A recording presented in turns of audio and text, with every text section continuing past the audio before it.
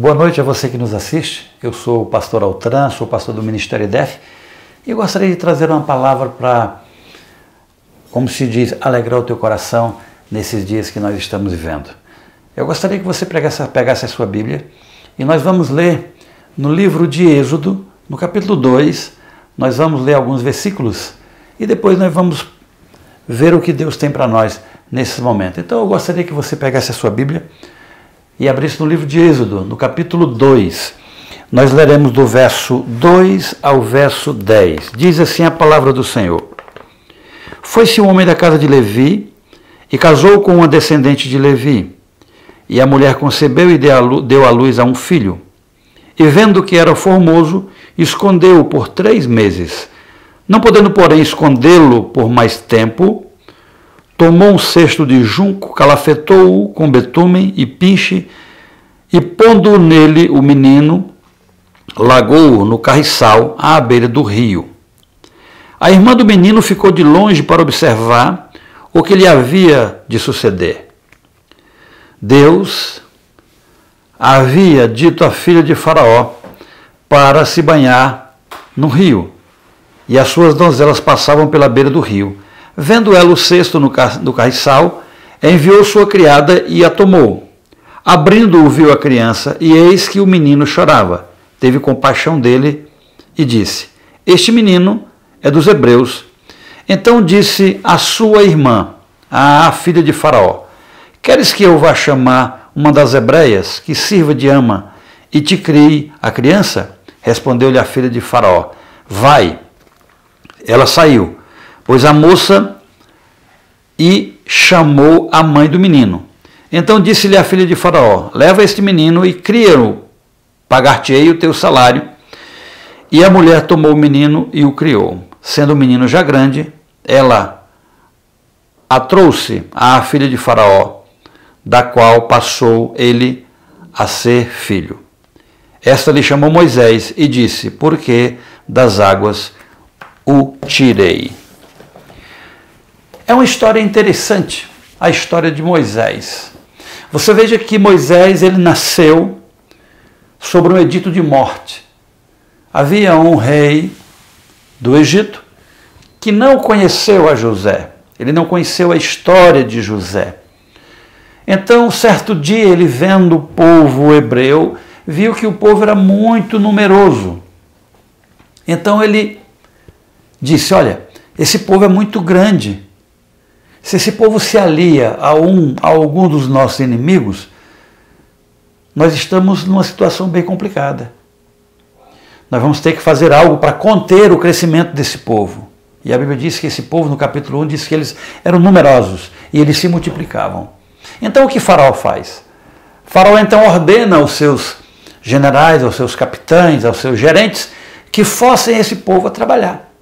Então esse povo, eles começam a trabalhar em dobro. Mas a palavra de Deus diz que eles, aí é que se multiplicam.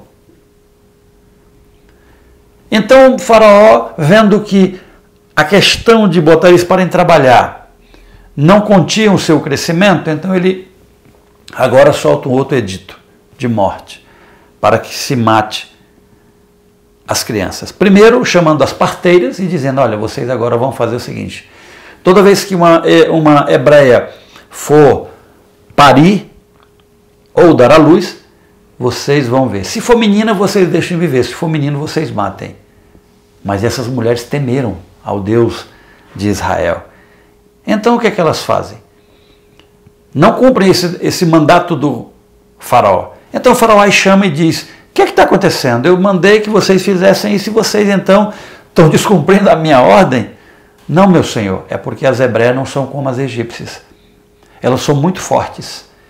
E todas as vezes que elas vão dar à luz, quando nós chegamos, elas já têm ganhado as crianças. Então o Faraó tem uma outra ideia e diz assim: a partir de hoje, toda criança que nascer desse povo, ou do povo hebreu, se for homem, vocês vão jogar no Nilo, ou seja, jogar no rio. Se for mulher, vocês deixem viver. Então eu quero trazer para você algo aqui interessante. Crescimento. O teu crescimento, ele incomoda. O meu crescimento incomoda. No mundo espiritual não é diferente. O nosso crescimento como cristão, ele incomoda. Aquilo que nós temos vivido hoje incomoda. Você veja que hoje subir num altar e trazer uma palavra a pregar é fácil. Mas descer do altar e viver aquilo que foi pregado não é fácil. O nosso sucesso como cristão tem incomodado o mundo. Você veja que aqui é criado situações para que esse crescimento ele seja podado. Mas precisamos entender que existem projetos de Deus nas nossas vidas que jamais eles são podados. Por maior que sejam as circunstâncias, ou que se criem circunstâncias para que esse crescimento ele diminua, Deus sempre vai nos dar uma condição, ou criar uma condição, para que esse crescimento ele continue. Não vai ser diferente com a igreja do Senhor aqui na terra. Mas é interessante que a Bíblia diz que um homem da casa de Levi, ele se casa com uma mulher também descendente, Joquebede, e ali eles têm um filho. Mas na história, se você for ver nos originais, quando houve esse decreto de Faraó, que se matasse toda a criança que nascesse e fosse homem ou macho, a história diz que esse casal ele se separou. Mas eles já tinham filhos. E uma das filhas desse casal, filha de Joquebede, diz para o seu pai: olha, o senhor a partir de hoje não está matando só os filhos homens que nascerão. A partir desse momento que vocês se separam, para evitar que isso aconteça, vocês estão matando toda uma geração que já nasceu. Então veja que essas coisas são muito lindas e são interessantes. A ponto desse homem se arrepender e casar-se novamente com a sua esposa. E aí concebe um filho. E a Bíblia diz que Moisés, quando ele nasce, a sua mãe olha para ele e diz assim: e o menino era bom. Como? A palavra de Deus diz em várias passagens que bom só Deus, mas a mãe de Moisés percebe que aquele menino era diferente. E o mais interessante ainda é que também na história do povo judeu diz que no dia que Moisés nasceu, todos os magos e feiticeiros de Faraó dizem a ele: olha, hoje nasceu alguém especial entre o povo judeu. Mas Faraó não leva isso em consideração, porque ele era um homem muito poderoso. Mas o certo é que Moisés é criado por sua mãe escondido por 3 meses. E quando ela percebe que não tem como mais esconder, ela então agora faz um cesto de junco, unta esse cesto de betume e piche para que ele se torne impermeável, põe essa criança dentro e ali ela põe aquela criança no rio. E olha que interessante, eu falei algo que não estava escrito. Mas naquele momento Deus fala à filha de Faraó e diz: olha, desce ao rio agora para você tomar banho. Era algo inusitado. Talvez aquele momento não fosse o momento apropriado para que ela descesse ao rio para tomar banho, mas Deus criou todas essas circunstâncias para que ela descesse ao rio. Então ela chama suas amas e desce ao rio para tomar banho. Mas é interessante que, enquanto ela desce para tomar banho, a irmã de Moisés estava vendo o que aconteceria com aquela criança ali colocada junto aos juncos. O certo é que a filha de Faraó, vendo aquela situação ou ouvindo Moisés chorar, manda que uma das suas amas vá até lá para ver o que tem acontecido ou o que está acontecendo. Então, quando aquela moça abre aquele cesto, vê que é uma criança e diz: olha, essa criança é uma criança hebreia. Mas a filha de Faraó, ela tem sido tocada por Deus no seu coração a ponto dela se encantar com aquela criança. Mas olha a estratégia de Deus. E todo o nosso crescimento ele depende de estratégias. E as melhores e maiores estratégias de crescimento são aquelas que Deus nos dá. Então a própria irmã de Moisés diz: a senhora quer que eu vá atrás de uma hebreia para que cuide dele para a senhora? Olha que fantástico isso, queridos. Então aquela moça diz: vá. Óbvio, ela vai e chama a sua própria mãe, Joquebede. Então Joquebede vem e ela diz: olha, cria essa criança para mim que eu vou lhe pagar. Olha, é muito bonito isso. Você vê que Deus usou o próprio inimigo para que ele dê uma condição da própria mãe de Moisés cuidar de Moisés e ainda ganhar. Sabe por quê, queridos? Porque para Deus nada é impossível. Então, Joquebede cria aquele menino e a Bíblia diz que é até ele se tornar grande. Não se sabe que tamanho ou que idade. O certo é que Moisés já não era mais um menino. E Moisés começa agora, como se diz, uma nova etapa da sua vida, porque a sua mãe o leva até a filha de Faraó para que ela agora comece a cuidar dele.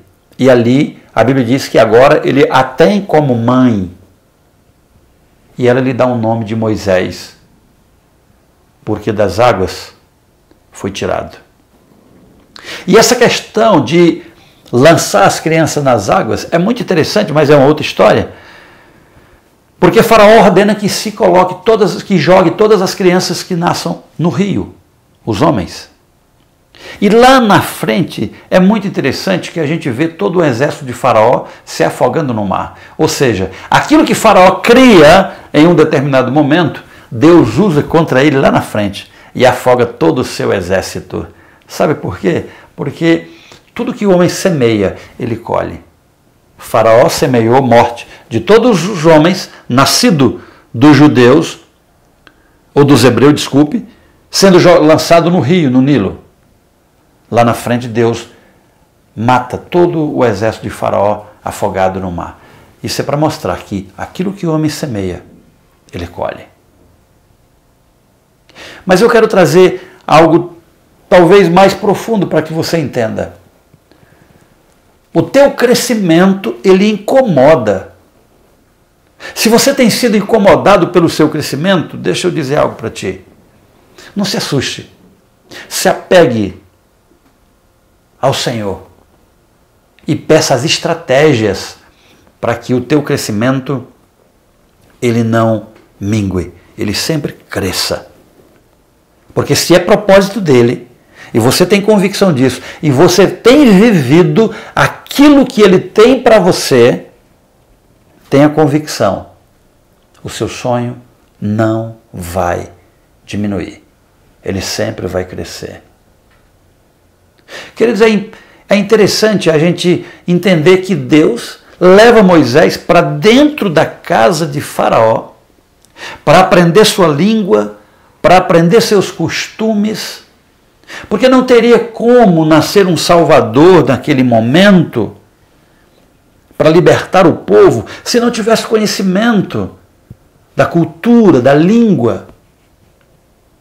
Então, quando alguns dizem que Faraó volta, aliás, Moisés volta a Faraó, eu tenho para mim, eu não sou dono da verdade, mas uma coisa eu tenho para mim, que se Moisés não conhecesse a estrutura do palácio, a língua, os costumes, Deus teria arranjado uma outra maneira, é óbvio.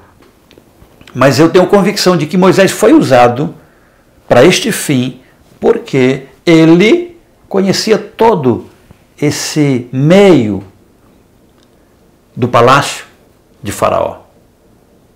Moisés, um garoto que nasceu diferenciado. Alguns até dizem, muitas das vezes a gente lendo ali o Zorá ou a Torá, Moisés nasceu circuncidado.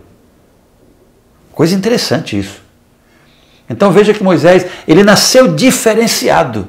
E quando Moisés cresce, então, o que acontece Moisés agora vai e mata um egípcio. Porque Moisés, ele sempre soube que ele não era egípcio, ele sempre soube que ele era um hebreu.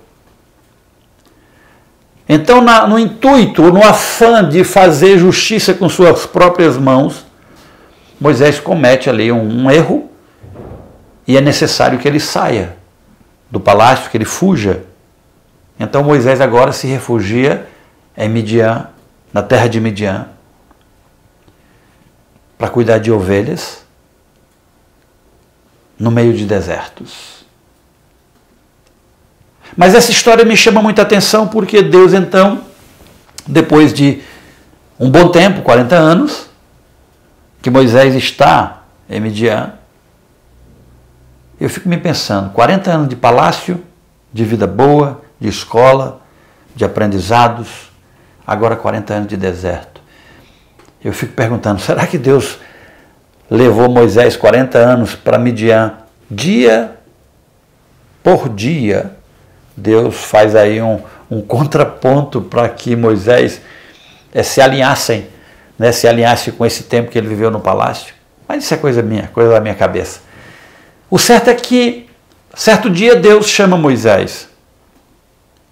Ele está cuidando das ovelhas do seu sogro, então ele vê uma sarça pegando fogo. E o que me chama a atenção é que a sarça, eu não conheço, mas dizem os historiadores que a sarça é uma planta tão inflamável que, com o próprio calor do deserto, ela pega fogo.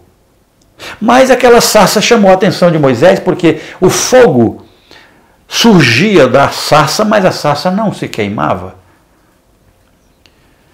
Quando Moisés tenta se aproximar daquilo com uma curiosidade de ver o que estava realmente acontecendo, aí o Senhor diz a ele para tirar a sandália dos seus pés, porque o lugar que ele estava pisando era um lugar santo.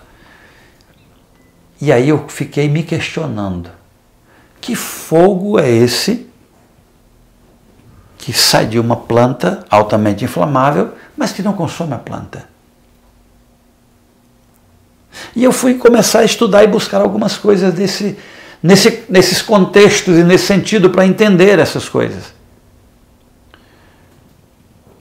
E aí me veio algo interessantíssimo, que aquela sarça representava o próprio povo judeu. E por mais que o fogo lhe cercasse, ou lhe cerca, jamais consegue destruir, porque é um povo escolhido por Deus. Isso é muito lindo, queridos.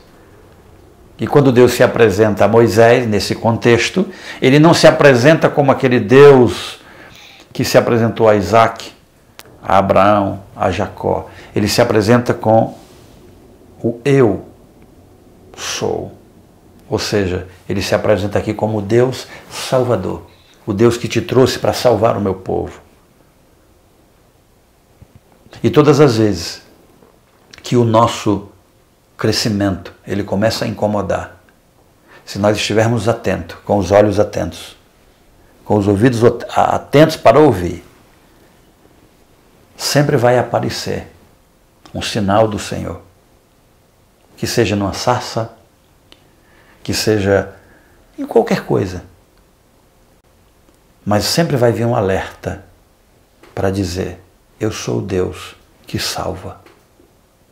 Eu sou o Deus que estou aqui para fazer com que o teu crescimento não diminua.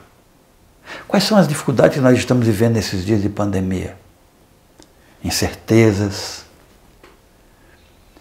falta de crescimento em alguns segmentos. Mas eu quero trazer uma palavra de conforto para o teu coração. Fica atento, porque o povo do Senhor, é como eu disse, pregar no altar é fácil, agora descer do altar e viver o que te tem pregado, isso é que é o segredo. Então, a aflição do teu coração, ela precisa ser dissipada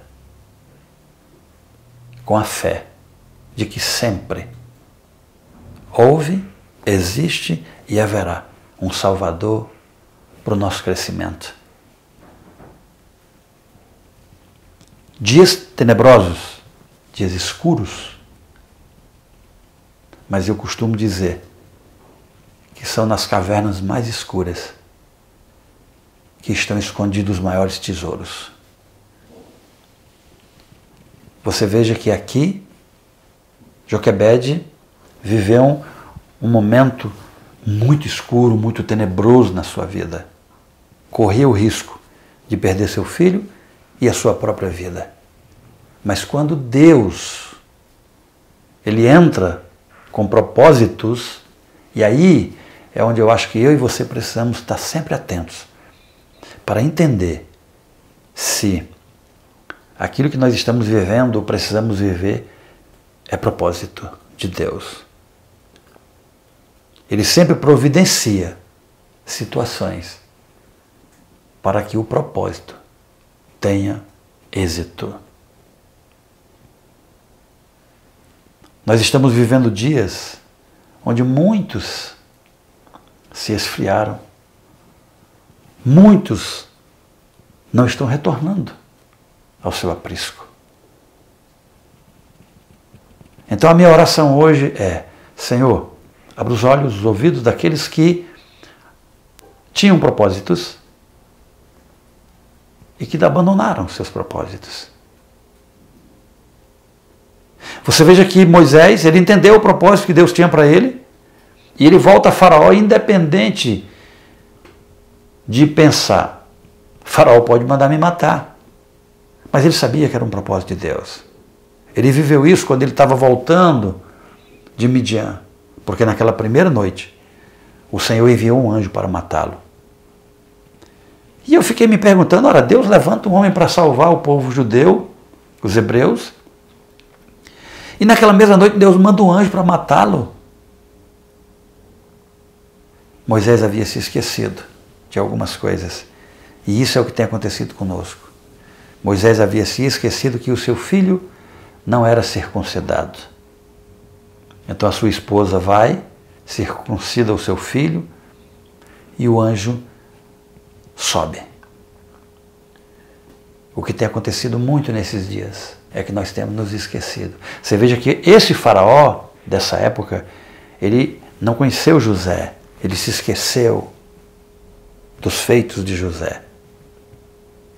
Nós temos nos esquecido em tão pouco tempo, em 7 meses de pandemia, nós temos nos esquecido dos feitos que o Senhor